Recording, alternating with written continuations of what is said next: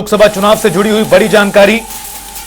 पूर्व मुख्यमंत्री भूपेंद्र हुड्डा ने कांग्रेस की लिस्ट को लेकर प्रतिक्रिया दी है। कांग्रेस की लिस्ट बहुत अच्छी है, भूपेंद्र हुड्डा ने कहा। पार्टी ने बहुत सोच समझकर सूची तैयार की है। हरियाणा की 36 बिरादरी ने बनाया कांग्रेस को जिताने का मन। आने वाली सरकार कांग्रेस की बनानी है, लोकसभा में सारी सीटें जितानी है, यह भी भूपेंद्र हुड्डा ने दम भरा है। गुरुग्राम सीट पर अभी कांग्रेस ने उम्मीदवार का ऐलान नहीं किया, उसको लेकर हुड्डा का कहना है कि जल्द वहां भी घोषणा कर दी जाएगी उम्मीदवार की। बड़ी खबर अहम जानकारी, कल देर रात कांग्रेस पार्टी ने अपनी सूची जारी की हरियाणा को लेकर। हरियाणा दरअसल वो स्टेट है जहां कांग्रेस पार्टी को बहुत ज्यादा पसीना बहाना पड़ा है उम्मीदवार के ऐलान को लेकर, और कई दौर की बैठकों के बाद आखिरकार कल देर रात बैठक सूची सामने आई, जिसको लेकर पूर्व मुख्यमंत्री भूपेंद्र हुड्डा ने कहा लिस्ट बहुत अच्छी है।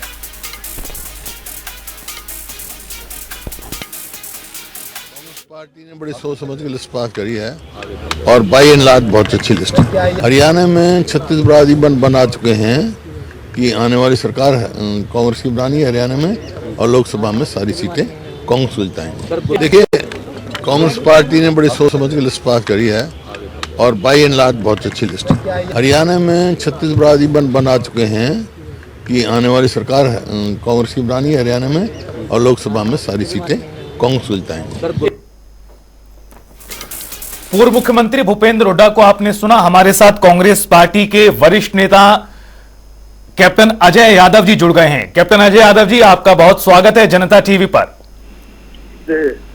सबसे पहले शुभकामनाएं कैप्टन अजय यादव जी आपको और आपकी पार्टी को कि आखिरकार उम्मीदवारों का ऐलान हरियाणा में कांग्रेस ने कर ही दिया। जी, आपका पहला रिएक्शन अजय यादव जी किस तरह का रहेगा? ये पूरी सूची सामने आई है।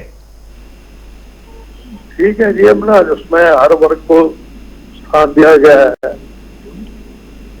और एक आध सीट को छोड़ के बाकी जगह सब जगह अच्छी उम्मीदवारों को खड़ा किया है। जी कैप्टन अजय यादव जी, 2019 के मुकाबले 2024 में कांग्रेस ने कई नए चेहरों को मैदान में उतारा है, इसके पीछे आप किस तरह की रणनीति समझते हैं? देखिए साहब, ऐसा है कि आपकी जो इनमें जो अभी जो 8 सीटें हुई हैं जी, उसमें से मुझे 6 लगता है कि सीटें हमारी निश्चित में हम लोग जीतेंगे 6 सीट तो जी, और 2 सीटों पे जो है फाइट रही। अजय यादव जी नाम भी बताइए प्लीज उसका। अब नाम बताने की जरूरत नहीं है, आप सब समझदार हैं, मेरे को कहने की जरूरत नहीं होनी पड़नी चाहिए। अजय यादव जी, चूंकि लगातार आप मैदान में हैं, लंबे समय से काम भी कर रहे हैं, ये सूची सामने आने के बाद कांग्रेस के कार्यकर्ताओं का मनोबल कितना बड़ा है और कांग्रेस के नेताओं में किस तरह की हलचलें शुरू हुई हैं? चलो जी, देर सही दुरुस्त सही तो दुरुस्त सही कम से कम, लेकिन गुड़गांव का तो अभी पेट फंसा हुआ है। जी कैप्टन अजय यादव जी, आप बने रहिए हमारे साथ। इस बीच एक और जानकारी अपने दर्शकों को इस पूरी खबर से जुड़ी हुई आप पहुंचा दें जो सामने आ रही है। दरअसल कांग्रेस पार्टी ने अपने खाते की 9 सीटों में से 8 सीटों का ऐलान कर दिया है, लेकिन एक सीट गुरुग्राम, उसको लेकर अभी उम्मीदवार का ऐलान होना बाकी है और उसको लेकर माना जा रहा है कि वहां पर भी बहुत जल्द नाम सामने आ जाएगा। इस बीच कैप्टन अजय यादव जी हमारे साथ लगातार जुड़े भी हुए हैं, उनसे भी हम लगातार बातचीत कर रहे हैं। कैप्टन अजय यादव जी, एक सीट रह गई है गुरुग्राम, उसको लेकर माना जा रहा है कि बहुत जल्दी तस्वीर वहां भी साफ हो जाएगी, लेकिन उसी के साथ साथ एक तस्वीरें भी सामने आई हैं जिसमें आप एक मंच पर नजर आ रहे हैं और राहुल गांधी जी को एक पर्ची पकड़ा रहे हैं। इसको लेकर चर्चाएं बहुत ज्यादा हैं। अब वो तो ओबीसी का सम्मेलन था, उसमें तो ओबीसी की चर्चा होती है, कोई पर्सनल बात थोड़ा होती है स्टेज पर। यानी आपने साफ कर दिया अजय यादव जी कि इसका चुनावों से कोई लेना देना नहीं है, क्योंकि जब से तस्वीरें वायरल हुई हैं तमाम जगहों पर इस तरह की खबरें और चर्चाएं चल रही कि इस पर्ची में आखिर लिखा क्या हुआ है। मैं बता तो रहा हूं ना, जो अंदर की बात है, वो अंदर की बात रहने दो ना, जो अंदर जी। की बात अंदर ही रहने दो। ये पार्टी का मामला है, पार्टी के अंदर ही रहने दो इसको।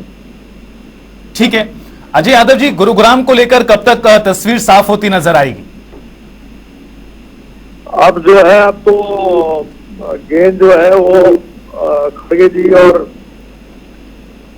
हमारे वेणुगोपाल जी और राहुल गांधी जी, सोनिया गांधी जी के पाले में है। जो जिसको टिकट देंगे वो दे देंगे। इन लोगों ने तो जिसको रिकमेंड करना था वो उसका नाम भेज दिया था। जी। गुरुग्राम सीट से आप फाइट किस तरह की 2024 में कैप्टन अजय यादव जी देख रहे हैं? चूंकि अभी तो नाम का ऐलान होना बाकी है और आप भी एक प्रबल दावेदार इस सीट से हैं। देखिए, पिछली बार 4,95,000 वोट ली थी मैंने, और तो ये पुलवामा अटैक हो गया था, बालकोट स्ट्राइक हो गया था, जिससे हमारे यहाँ एक्स सर्विसमैन, सर्विंग सोल्जर्स, उनमें बड़ा भारी जो है एकदम से भावनाओं में भर गए थे। किसान भी जय जवान जय किसान नारा जो है वो खासतौर पे हमारे यहाँ जो भूतपूर्व सैनिक है, एक्स सर्विसमैन बहुत है। फिर किसानों का भी पिछली बार जो है, और ये जो अर्बन एरिया थे वहां से जो है वोटिंग जो परसेंटेज था वो काफी हाई चला गया था जी। अगर आप देख रहे हैं कि इस बार जो है अर्बन एरियाज में जो वोटिंग पैटर्न है वो लो हो रहा है, क्योंकि एक तो गर्मी है और एक 25 मई को छुट्टियां हो जाएंगी जी। और आप जानते हैं कि कुछ लोग जो हैं बाहर भी चले जाते हैं और गर्मी में लोग बाहर ही निकलते हैं। तो इसका जो है मुझे लग रहा है एडवांटेज जो है रहेगा। और मेवात में भी अच्छी वोट मिलेगी मेरे को। और इस बार जो है मुकाबला बहुत रोचक रहेगा। अगर आता हूँ कंटेस्ट में तो मुकाबला बहुत रोचक रहेगा। राव इंद्रजीत की इनकम प्रति फैक्टर इतनी ज्यादा है जी कि उन्होंने कोई उपलब्धि उनके पास नहीं है। ना तो वो सिविल हॉस्पिटल बना सके, ना यहाँ का बस स्टैंड बना सके, ना डिफेंस यूनिवर्सिटी, ना नॉर्मल जो यूनिवर्सिटी में जो बनती है उसके बारे में, ना कोटला झील का काम किया, ना रेल की सिटी बजाई, ना मेवात में यूनिवर्सिटी बनवाई। तो कोई भी काम ऐसा नहीं किया उन्होंने जिसकी बारे में वो कह सकते हैं कि उन्होंने कुछ किया है। सिविल हॉस्पिटल तोड़ के रख दिया, बस तोड़ के रख दिया।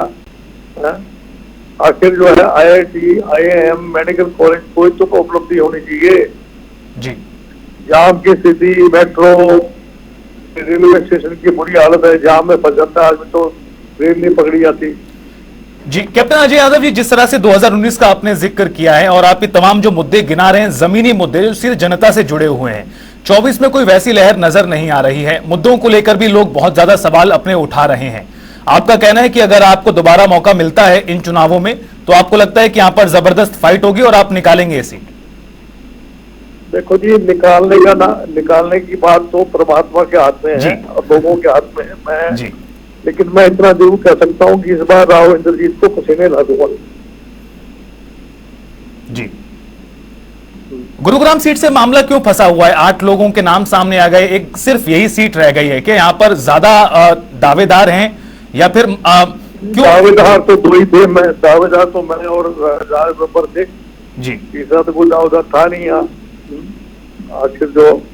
तो उसके बाद जो है अब देखो क्या करती है पार्टी, क्या डिसाइड करती है, क्योंकि इन्होंने उधर जो है किरण चौधरी की बेटी श्रुति के टिकट काट कर दान सिंह को टिकट वहां दे दी है जी।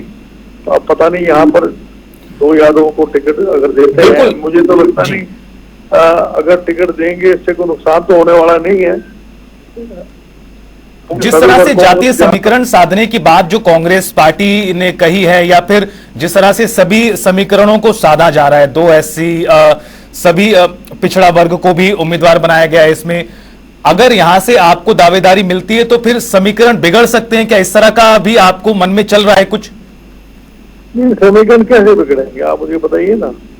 यहाँ पर जो है अगर यादव से अगर कोई बहुल्य सीट है तो गुड़गांव है जी। एक्चुअली प्रायोरिटी तो यहाँ की होनी चाहिए थी, लेकिन अब किसी वजह से एक इन्होंने व्यक्ति विशेष को से ज्यादा लगाव लगा लीजिए उनकी जो है क्या मेरे पास कोई शब्द नहीं है कि उसको एडजस्ट करने के लिए जो है, और उधर जो है श्रुति की टिकट जो काट दी गई है, तो उसका तो जो है मामला आपको इलेक्शन के बाद ही पता लगेगा जी। कैसा रहेगा। आपको लगता है अजय यादव जी कि इसमें जो हरियाणा के नेताओं की भी चली है, क्योंकि जिस तरह से आपने कहा कि गेंद तो आला कमान के पास में थी, यहां से रिकमेंडेशंस भेजनी थी वो भेज दी गई, आखिरी फैसला कांग्रेस नेतृत्व ने किया, तो आपको लगता है कि उसके बावजूद भी हरियाणा के कुछ नेताओं की चली है इस लिस्ट में? हाँ, जैसे महेंद्र प्रताप को टिकट मिली है, वहां पर जो है करण दलाल भी टिकट मांग रहे थे, महेंद्र प्रताप को टिकट मिली है और शैलजा जी को टिकट मिली है, और बाकी तो भाई मुझे लगता है कि जो हमारे उदयवान जी और हुड्डा साहब है, जिनको चाहे उनको टिकट दिला दी इन्होंने। इससे फायदा होगा अजय यादव जी, नुकसान होगा, ये भी क्लियर कीजिए। ये तो समय बताता है जी, कोई ये तो समय बहुत बलवान होता है। एक आखिरी सवाल अजय यादव जी, इस लिस्ट के सामने आने के बाद जो जिस तरह से आप अपनी पूरी बात रख रहे हैं, क्या कार्यकर्ताओं में भी उत्साह का माहौल है? कार्यकर्ता सामान्य रूप से पेश आ रहे हैं या फिर किसी तरह की नेगेटिविटी भी दिखाई पड़ेगी? अब मैं दूसरे हलकों में तो गया नहीं हूँ, हमारे यहाँ तो अभी निराशा ही है, क्योंकि अब तक डिसाइड नहीं हुआ है। जब डिसाइड होगा तभी होगा ना, लोग उम्मीद लगाए बैठे हैं। अब मैं ना तो किसी दूसरे हल्के में गया हूँ जो मैं कह दूँ बड़ा वहाँ उमंग है, क्या है, ये तो वहाँ के लोगों से पूछो, लोगों में कितना जोश है। मैं कुछ जोश से तो हो नहीं कि मैं आपको बता दूं कि जी वहाँ बहुत जोश चढ़ गया लोगों में। जी, बहुत शुक्रिया कैप्टन अजय यादव जी, वरिष्ठ नेता कांग्रेस पार्टी के, जो हमारे साथ जुड़े और खुलकर अपनी तमाम बातें उन्होंने रखी हैं उस पूरी कांग्रेस की लिस्ट को लेकर। कई तरह के इफ एंड बट जो अभी भी बरकरार हैं इस पूरी सूची को लेकर, वो भी एक तरह से क्लियर करने का प्रयास किया है कैप्टन अजय यादव ने। आपको बता दें कि गुरुग्राम से वो प्रबल दावेदार हैं और गुरुग्राम सीट को लेकर माना जा रहा है कि राज बब्बर और कैप्टन अजय यादव के बीच में से किसी एक उम्मीदवार को बनाना है कांग्रेस को। अब वो कौन होगा ये समय बताएगा, लेकिन जो 8 उम्मीदवारों की घोषणा की है उसको लेकर कैप्टन अजय यादव जी का यह भी मानना है कि इन 8 में से 6 सीटें कांग्रेस निकाल सकती है। और दूसरी तरफ इस लिस्ट में कांग्रेस के हरियाणा के नेताओं की भी चली है, जिसमें उन्होंने साफ तौर पर 2 बड़े नाम लिए हैं, पूर्व मुख्यमंत्री भूपेंद्र हुड्डा और पार्टी के प्रदेश अध्यक्ष चौधरी उदयभान। बहरहाल 8 लोकसभा सीटों का ऐलान कर दिया है कांग्रेस पार्टी ने, 1 सीट बची है गुरुग्राम, उसको लेकर भी जल्द तस्वीर साफ हो जाएगी।